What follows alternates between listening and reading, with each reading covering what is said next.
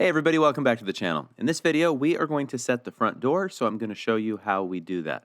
It's an exterior pre-hung front door. Oh man. Now we're not going to get into it in this video, but you'll notice that there's a deck ledger for the front porch, all the flashing. That's for a future video. What I'm doing right now to prep for the door is I'm going to go ahead, I'm going to add one more piece of tape that laps all of the other tape and the metal. And I'm going to fold that inside. And you'll notice we have a piece of smart side. That's to hold the door up so that when you open the door and you have a rug on the hardwood, it doesn't catch. Hey, it's 1-800-GOT-CLUTTER. And yes, every time you see me install tape, I'm going to say roll the tape. This is how we make sure that the acrylic adhesive wets properly. We want a good bond. This is the weather side of the house. And so that's the other reason for lowering that front porch just a little bit, is so that nothing blows up and into or under the door threshold. Okay, so we have flashing and flashing with more than a 1 inch overlap. And obviously it's not enough to just put that piece of 6-inch folded half in, half out. I also need to protect those corners, and I'm going to do that with a 1-foot piece of 6-inch stretch tape. You know why they call it stretch tape?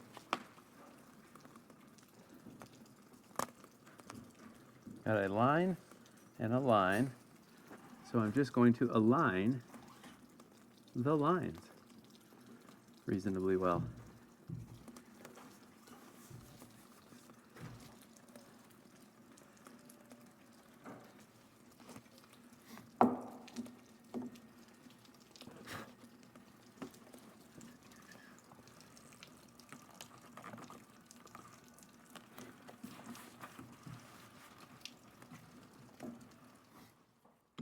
Just for frame of reference, you can kind of tell as I breathe, it's a little chilly outside.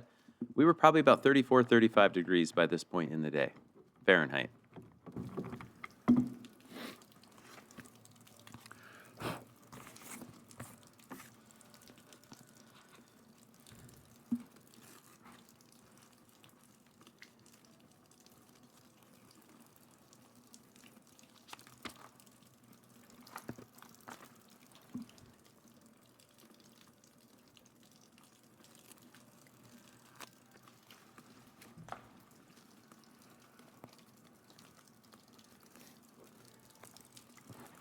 Okay, see, we've got a line from the liner. It's a split liner, and then there's increments every 6 inches. So I'm going to aim for this like midpoint here, right in the corner, along with that line from the release paper.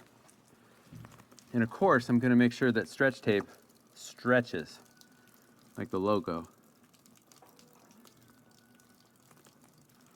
I'm going to tuck and pinch that right into the corner. Nice and flat.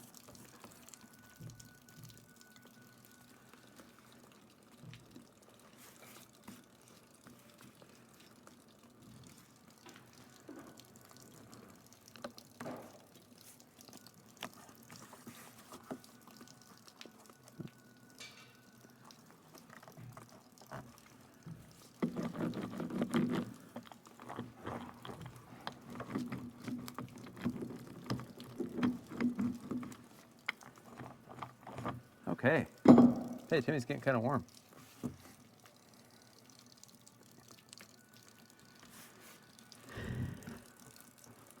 Product placement. The big stretch caulking. From the outside, I'm kind of just stabilizing the door up. Yep. I like that. And my job is to get caulking all over myself, especially those lower shims. Okay.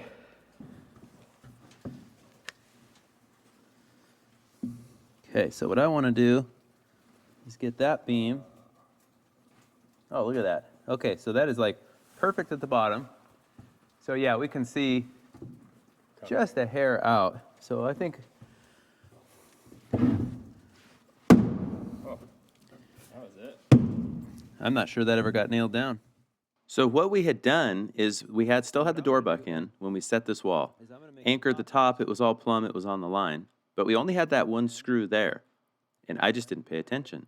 Obviously, I popped the screw and cut out the door buck. So what we should have done, and by the way, this is kind of one of those happy accidents. In the future, this is what we're going to do.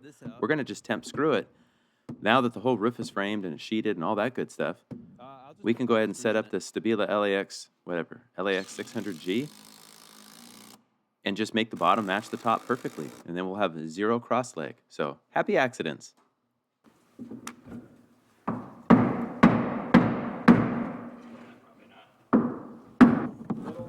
A little finesse, a little persuasion. There's a Jane Austen reference for the afternoon. Okay, so. Hey, look, there's quite a bit of room now. Yeah, the top still, to me, I'm going to have to shim that side up. You got a hold of it? Yeah. Okay, I'm going to take care of that first. Yeah, I had my finger right in there. Okay, I think that's all it is. So let me just show some shims up here. Yeah, that's all it is. I'll probably end up taking that other one down just a hair. I'm just going to kind of lock it in place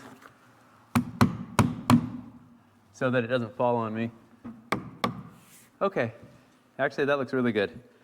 So I will check for plumb on the hinges side to side. I can go that way a hair. Okay, so are you flush at the top? I can make it flush too. I'm going to go a little tighter here. Okay, go ahead and let go. I'm going to open it, and it's not going to go anywhere. Famous last words. Yeah.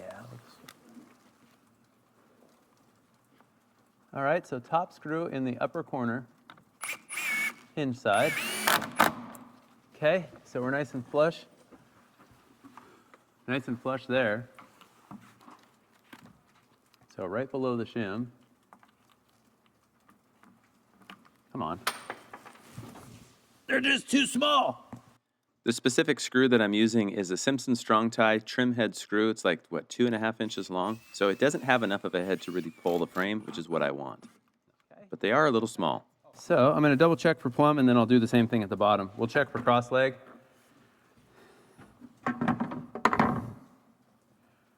Okay, that is pretty good to me. I can shift the bottom back. So I'm going to do that.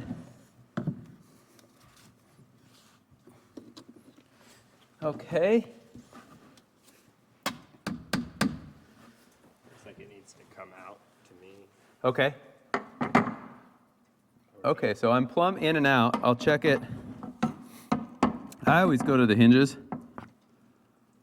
Okay, definitely out. I hope so. That's right on the money now. Yeah, that looks. I might have hit that wall just a little too far. Well, and the laser should.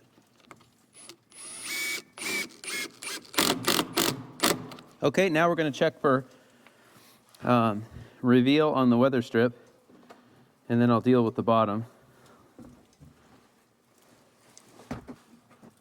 That looks good to me. So I'm going to check inside. Sometimes what happens is, we don't want the top corner or the bottom corner sticking out. See how I'm sticking out just a hair? Mm-hmm. But if I put even tension on it, so maybe if you knock the bottom in, keep going. Okay, stop. Okay, I don't think that really helped. Okay, that looks good. Yeah, that looks real good. Probably looks better outside too. Yeah, we're a little outside. I'm deliberately not screwing or fastening through the shims. On the upper shims, I put the screw just below, and on these lowest shims, I'm putting the screw just above. That way we can adjust it later, if needed. Okay. So now the last screw, so we did hinge side top, strike side top, plumbed it, hinge side bottom, made this look good for cross leg. Now we're going to do the same thing, a screw at that upper hinge. That reveal looks like dead on the money.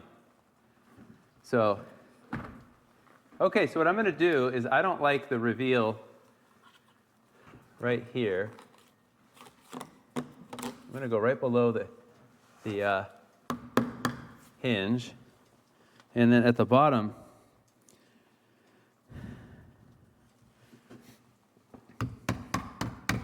yeah, actually, Kyle, if you want to hop in here, I'll just show you this. I don't know why. I still think this is one of the coolest tricks. Is at the bottom, see how it's pinched tight? Yeah. If I get my cat's paw, if I go right below the hinge, see how it just moves? Oh, yeah. So it evens up the whole reveal. I'll go a little farther. Oh, yeah. And now all of a sudden the reveal looks even all the way up. And on the other side, people are always like, well, now it's moving the whole door. Well, that's all built into it. Then we'll just straighten that side. So I'll put a screw up right above that. That guy, I'm just going to leave the shim. I'm not even going to put a screw in it.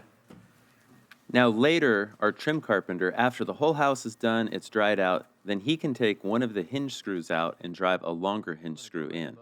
And that'll just keep the door operating nice and smooth for a long period of time. That'll keep tension on it. And now on this side, I'm just going to shim it at the strike plate first. That looks good. And I can adjust down below.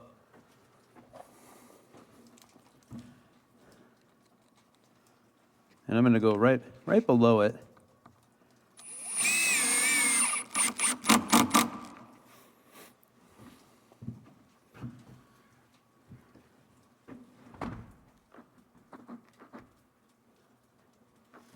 So right here,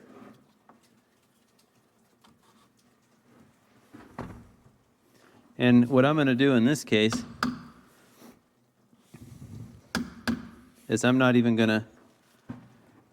going to put a screw in it because these guys are so adjustable. We're also going to nail all of our exterior trim into the door jamb, which is going to keep it where it's at and nice and straight. And then we'll end up taping. I think tomorrow's going to be dry. I think we'll end up doing this stuff tomorrow. Yeah. So that was easy. And then these guys. I love using these composite shims. I buy them really cheap at Lowe's, break them off and save the pieces. That way you have various different thicknesses. And then I'm just going to keep them all. That way we have different thicknesses. Not too shabby for a framer. For a couple of framers. Did I get them all? I think so. Thanks so much for watching. I hope you learned something, but I would be remiss if I did not give 100% of the credit to anything that went right in this video to Gary Katz. Thisiscarpentry.com. This article right here is what has helped me be able to set these doors without problems later. Yes, you're going to do it slightly differently. That's okay. By no means do I mean this is the way you should do it. Having said that, go read the article. Gary is such a fantastic educator. We really owe him a lot as an industry. There's the order of the fastener attachment. So again, thisiscarpentry.com. Go over there and save it as one of your favorites. Hey, thanks so much for watching, everybody. We will see you in the next video.